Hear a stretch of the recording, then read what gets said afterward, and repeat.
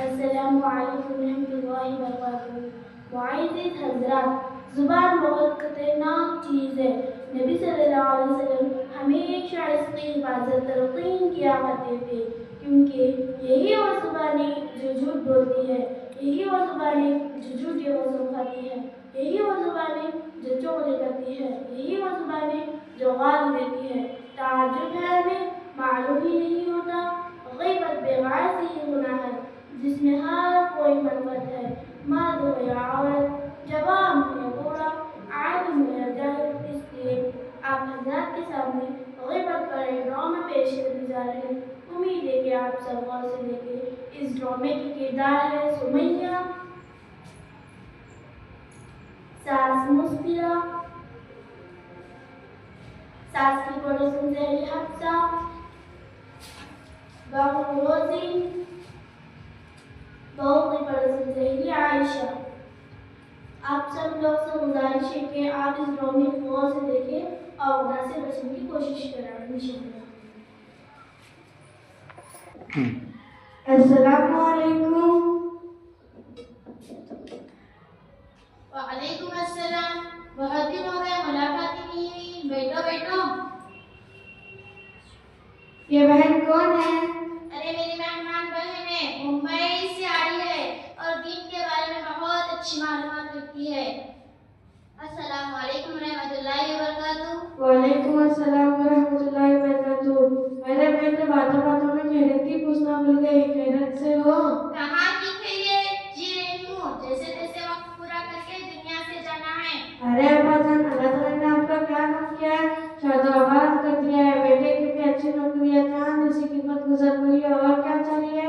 खामोश रहो, मेरा मुंह ना खुलाओ। कैसा बेटा, कैसी बहू, इन लोगों को तो बूढ़े लोगों का एहसास कहाँ है? किस हाल में है, तबीयत कैसी है, क्या खा रहे हैं, क्या पी रहे हैं, किसी को फिक्र नहीं। बस हमको अपने लिए बोझ समझते और सोचते हैं जल्द से जल्द छुटकारा मिलना इनसे कैसे। बहू रानी का तो पूछ, जश्न को नौबतनी सुबह 9 बजे तक सोती है। ना घर की सफाई, ना नाश्ता, ना चाय, सारी बातें घर के बड़ों के सिखाने से आती है। लगता है इसको कुछ भी नहीं सिखाया गया। और क्या बताऊं बहन, जब अपने मायके का कोई घर आ जाता तो उनकी देखभाल में बिछी जाती। जब हमारा कोई आता तो कुछ भी परवाह नहीं, ना देने के लिए हाथ बढ़ते, ना बनाने के लिए पैर उठते। नाटक शुरू हो जाता, कभी सर में दर्द, कभी पेट में दर्द, कभी यहाँ दर्द, कभी वहाँ दर्द। तबीयत ठीक नहीं है, खाने खा तो पूछ, जश्न को चाय बनाए जैसे काली अम्मास की रात, और दाल बनाए जैसे तला हुआ गंदा पानी, और चावल तो ऐसा जो खाए पेट में दर्द हो जाए। और हर 2 दिन के बाद मैका आ जाता, और जाके माँ के पहले से बन जाती, आने का नाम नहीं लेती। अरे अब्बा जान, आपकी बहू इतना सब कुछ करती है, आप कुछ बोलती क्यों नहीं?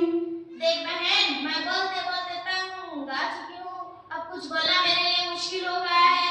कुछ बोले तो हमारी शहजादी के पेशानी के ऊपर बल पड़ने लगते, इसलिए खून के घूंट पीकर खामोश रहना पड़ता। अरे हफ्सा, मैं तो बातों बातों में चाय पिलाने में भूल गई। चलो सिटाट में बैठकर चाय पीते हैं। ये है सास और सास की पड़ोसन सहेली, दिल खोल कर अपनी बहू को गीबत कर रही है। अल्लाह माफ करना है, कैसी बुरी हालत है। अब देखते हैं कि बहू अपनी सासों की कैसी तारीफ करती है। अस्सलामु अलैकुम रहमतुल्लाहि व बरकातुहू। वालेकुम अस्सलाम रहमतुल्लाहि व बरकातुहू। कैसी हो बहन? क्या बताऊं, ठीक भी हूँ, ठीक नहीं भी हूँ। अरे कैसी दरमियान की बात कर रही हो? क्या बताऊं, जब तक सास का साया सर पर मुसल्लत है तब तक चैन कहाँ। अरे तुम कितनी खुशकिस्मत हो, तुम पर सांस का साया है। अरे ऐशा, क्या खुशकिस्मत की रटवा रखी हो। भला वो भी कैसे सहन से रह सकते हैं जिसकी मेरी जैसी सास हो। एक बात पूछूं? हाँ पूछो। औरतों के तारक में सबसे खुशकिस्मत औरत कौन है, तुम्हें मालूम? नहीं। वो सारे इंसान की माँ हजरत हव्वा अलैहिस्सलाम है। क्यों?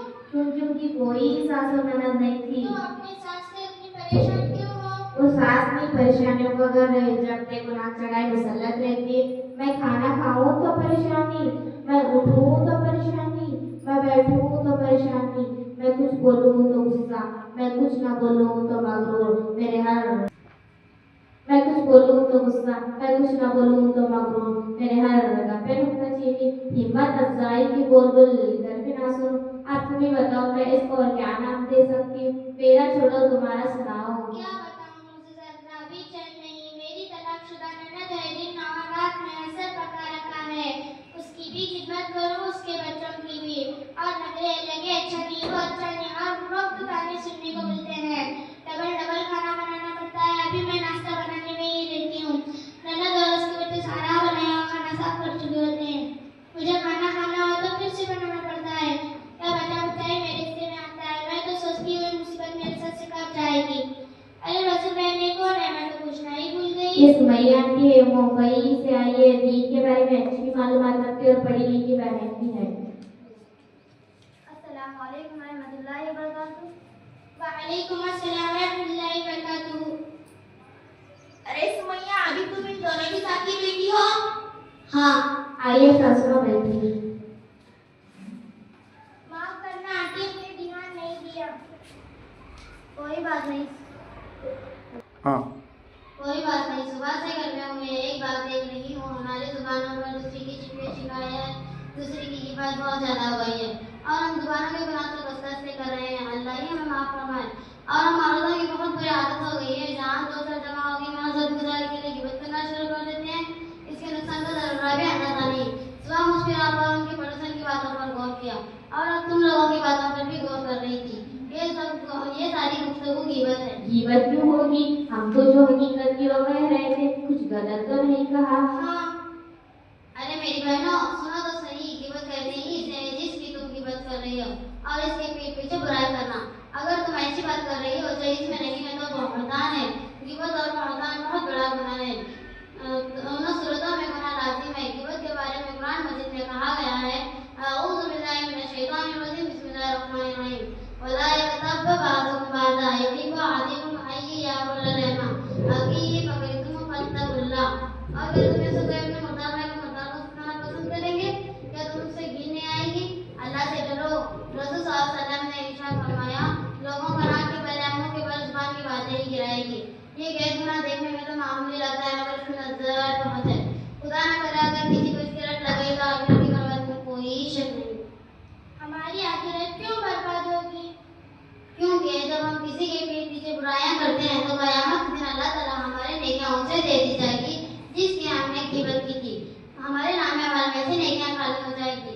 फिर भी उसका हक बाकी रहा तो उसके गुनाहों पर लादे जाएंगे। अरे मेरी प्यारी बहन, मुझे तुम्हारी गुफ्तगू सुनकर एहसास हुआ कि मैं इतने बड़े वक्त को मुब्तला किए और इतने बड़े गुनाह को जुबान का छुटकारा और टाइम पास का जरिया समझती थी। मैं वादा करती हूँ आइंदा से किसी की भी पीठ पीछे बुराई ना करूंगी। सुमैया आंटी, अल्लाह आपको जज़ाए खैर है। आपने तो आंखों पर लगी पट्टी खोल दी, हमें पता भी नहीं था। ये भी एक गुनाह है। मैं वादा करती हूँ आइंदा से किसी की भी पीठ पीछे बुराई नहीं करूंगी। मुझे एहसास हुआ। अरे सुमैया, हमने तो बहुत से लोगों की पीठ पीछे बुरा भला कहा है, अब हम क्या करें? सबसे पहले अल्लाह से तौबा करो, फिर उससे माफी मांगो जिसकी तुमने गिबत की थी। जज़ाकल्लाहु खैर सुमैया, तुम्हारा बहुत बहुत शुक्रिया कि तुमने इतने बड़े गुनाहों से बचाया। हमने आपके पीठ पीछे बहुत से बुराइयां की हैं। हाँ बेटा, मुझे भी माफ कर देना, मैंने भी आपके पीठ पीछे बहुत से बुराइयां की हैं। आंटी जी, हमें माफ कीजिए, हमने आपके पीठ पीछे बहुत से बुराइयां की हैं। हाँ बेटा, मुझे भी माफ कर देना, मैंने भी आपके पीठ पीछे बहुत से बुराइयां की हैं।